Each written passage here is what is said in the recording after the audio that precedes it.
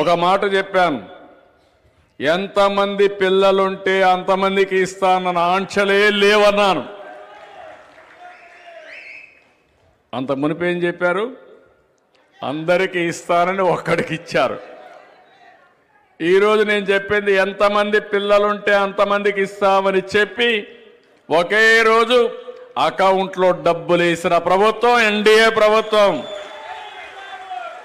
ఏంటి కాళ్ళు ఎత్తుకొని చెప్పాల్సిన బాధ్యత మీ మీద లేదా అని అడుగుతున్నా.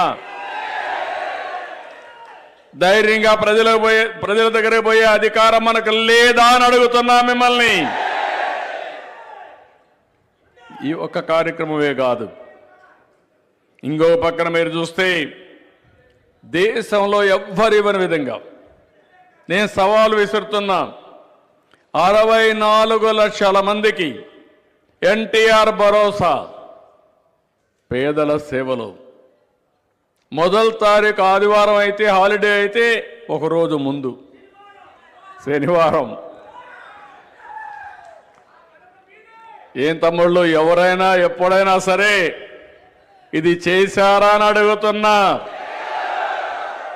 డబ్బులు ఇవ్వడమే కాదు, నేను కూడా వెళ్తున్నా.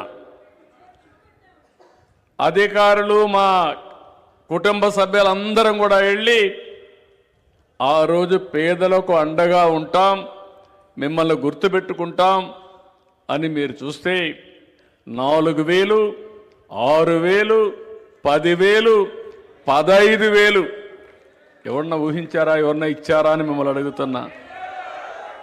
నేను సవాల్ విసురుతున్న, దేశంలో ఎక్కడైనా ఇచ్చారా అని అడుగుతున్నా.